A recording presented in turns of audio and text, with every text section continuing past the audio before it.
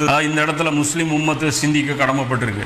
என்னன்னு பார்த்தீங்கன்னா, இஸ்ரேல் அதாவது பனி இஸ்ரேல் என்ன தவறுலாம் செஞ்சாங்களோ அதே தவறுகளை நீங்களும் செய்வீங்க அப்படின்னு சொல்லி நபி ஸல்லல்லாஹு அலைஹி வஸல்லம் அறிவிக்கக்கூடிய ஹதீஸ் திருமிதியில் இதில் இப்னு மாஜா போன்ற ஹதீஸ் கிதாப்லாம் நீங்கள் பார்த்துருக்கீங்க.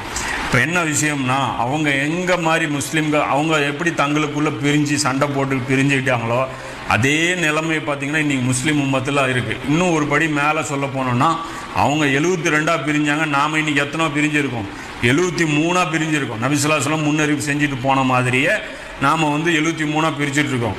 ஒவ்வொருத்தரும் நாம் ஒவ்வொரு பிரிவினரும் என்ன பண்ணுறோம், ஒரு குறிப்பிட்ட ஒரு தீனில் இருக்கக்கூடிய ஒரு பகுதியை எடுத்து வச்சுக்கிட்டு நாம் தொழுகை மட்டும் சரியாக நிறைவேற்ற போகிறோம், நாங்கள் நன்மையவே தீமை தடுக்க போகிறோம், நாங்கள் நற்பணிகள் செய்ய போகிறோம் அப்படின்னு சொல்லி ஒவ்வொரு விஷயத்தையும் பிரித்து செஞ்சுட்டாங்களே தவிர ஒட்டு மொத்தமாக சேர்ந்து இந்த தீனை நிலைநாட்டக்கூடிய ஒரு கூட்டமாக நாம் இன்றைக்கி இல்லை. அப்படிங்கிறது தான் வருத்தத்தோடு நம்ம சிந்தித்து பார்க்க வேண்டிய ஒரு செய்தியாக இருக்குது. என்ன அப்படின்னா, பனி இஸ்ராயல்கள் எப்படி தங்களுக்குள்ள பிரிவு ஏற்படுத்தும் போது அல்லாஹ்வுடைய அஸாபு அவங்க மேலே இறங்கிச்சோ அதே மாதிரி நம்ம மேலேயும் பிரிவினை ஏற்படுத்திக்கிட்ட இந்த நேரத்தில் தான் அஸாபு நம்ம மேலேயும் இறங்கும்.